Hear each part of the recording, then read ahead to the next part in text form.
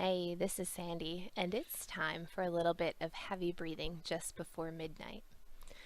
I've got Facebook on the mind today, so I think that I'll talk about a few things that I've been pondering in the last several days.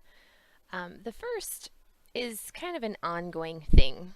Whenever Facebook has changes that it announces, there's so much of a hype for like the first day and a half when everybody sees the new changes and everybody's ranting against Facebook. You know, this service that's completely free that you don't pay for, and then you're going to complain when they try to make advancements. I just don't quite get that. I say bring on the changes because I know change isn't comfortable for a lot of people and it takes some getting used to. But the world has changed as a result of social media. I'm going to say Facebook is really one of the most influential pieces of this. And I've mentioned it a time or two in the past that communication has changed, and people say, well, we just don't communicate the way that we used to. We don't send letters or call people as much as we used to. No, we don't. The communication loop has gotten shortened, meaning that we can keep up with 150 people all at the same time without inconveniencing them or us to pick up the phone and call and say, hey, what did you do today? Now with Facebook, we can just look and see what everybody's up to. The changes that Facebook has brought about, I think, in the world in general, and especially just in our culture, are significant to a point that comes now to like the basis of human psychology and philosophy. Things are different now, post Facebook being around, than they were before.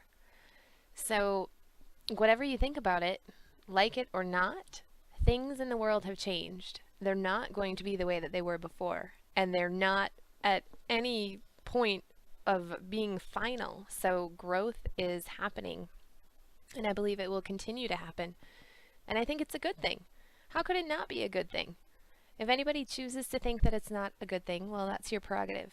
However, if you can find the good in everything and then learn how to make it be that positive force in your life, I think you'll be a lot happier for it. So, I definitely am. I like the communication that it allows. I like how much people can communicate more than they ever could before. And I like that we get to see different dimensions to people. That's definitely a bonus.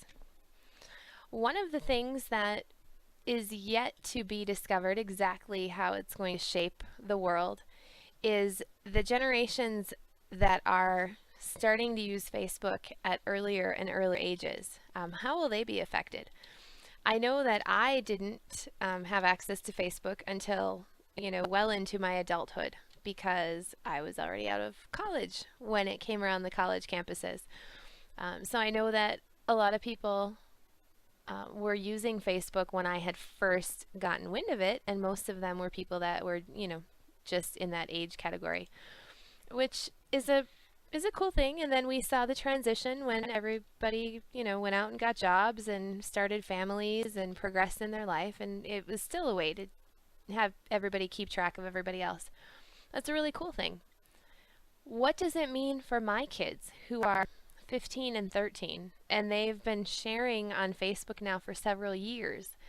What does it look like when their Facebook profiles follow them around into adulthood? So after they graduate, I don't know what should happen. I don't know the answer to this. I'm more posing a question.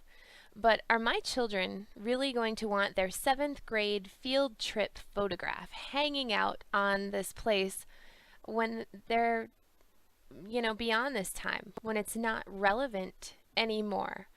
It'll always be relevant to the camaraderie of the situation. And even now, when I see pictures of my friends from when we were in grade school or elementary school, it's kind of a flashback, and that's pretty cool, but that's all it is.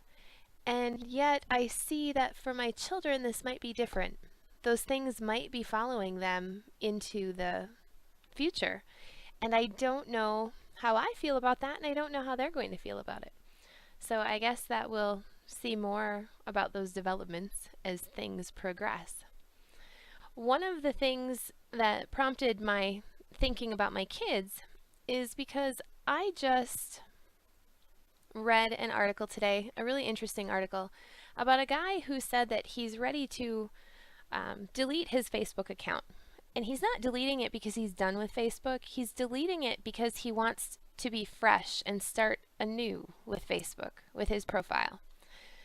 I'm thinking about how long I've been using it, and I've been using Facebook as a means of communication for a handful of years now. I really like it. I like what it brings to my life, and I've been sharing photographs, although I am fairly selective about the photos that I share on my profile because not everybody needs to see every dimension of my life. So I'm very, particular about the ones that I'm sharing. But even then, things that happened 5 years ago, they happened 5 years ago. And they're not relevant necessarily to my right now moments. So do I even want those, floating back up on Facebook? Of course, the really cool people that I've met through my travels, yeah, I want to share those. Christmas from 5 years ago, maybe that's time to go into the archives.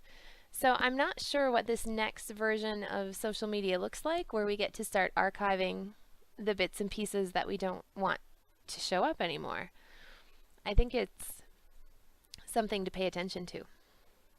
I also think that people who choose not to participate in Facebook or other social media sites and ignore it and pretend that it's not going to affect them, I think they're missing it, because any friend of yours who has a Facebook account or profile can snap a picture of you, put it on Facebook, and tag you by name. So there's still this map of the relationships between people that are forming on Facebook, whether they're participating by opt-in means of having a profile or not. So I would be proactive and I would pay attention to what's going on, because whether or not you're in it, you are in it. With some of the new changes and some of the smarter algorithms that are coming out too, this whole isolated people thing is not really happening so much anymore.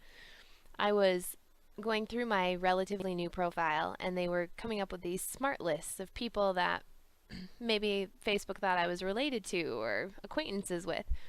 And every time I hit the button to confirm that someone was a close acquaintance or family or a friend, I was thinking, you're welcome, you're welcome, you're welcome. Keepers of the social graph, you're welcome, because look at how much information you have acquired and compiled on people. It's really quite amazing. Well, to wrap this up, I want to mention, I have been mentioning quite a bit lately that I have recently read The Fountainhead by Ayn Rand. And I was in a discussion relatively recently about Mark Zuckerberg and his purpose for starting Facebook. And a few people held the opinion, maybe he did it for money. And I would hold the opinion that he's probably pretty much a nerd, and he just wanted to do something to see if he could do it. And I would imagine that, the money is nice, but if it was all about the money, maybe he would have thought about selling up to this point.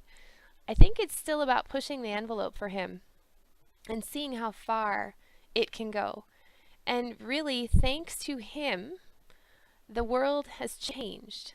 Our culture has changed. Society has changed. And I'm brought to a line in The Fountainhead that as I read it, I thought, this is all about Mark Zuckerberg. So if you've read the book The Fountainhead, it's about a character named Howard Rourke. And Howard is a gift, or he's a gift to the world.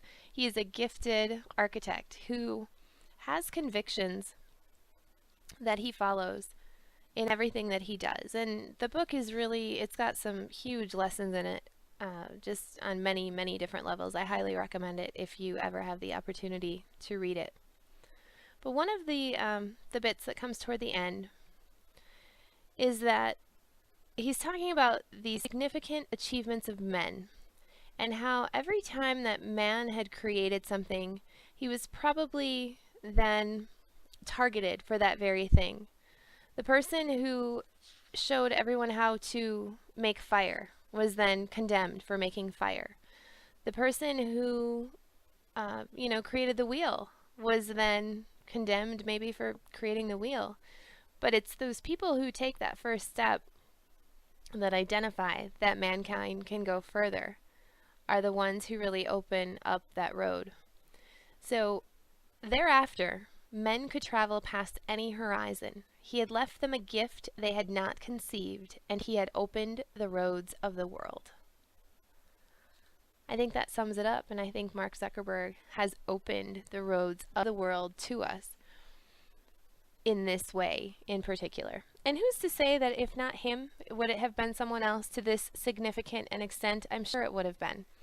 I know that in the media this past week, because of the passing of Steve Jobs of Apple, there's been a lot of reflection about the significant changes that he also instilled in the world. So there are people that we can look to, and we know for certain that have made this impact in the world, which is a really great thing. And as we're looking at this impact that they've made in the world, I think that we need to take some time and look at our relationship with these aspects of things that are growing and changing and be positive and proactive with them.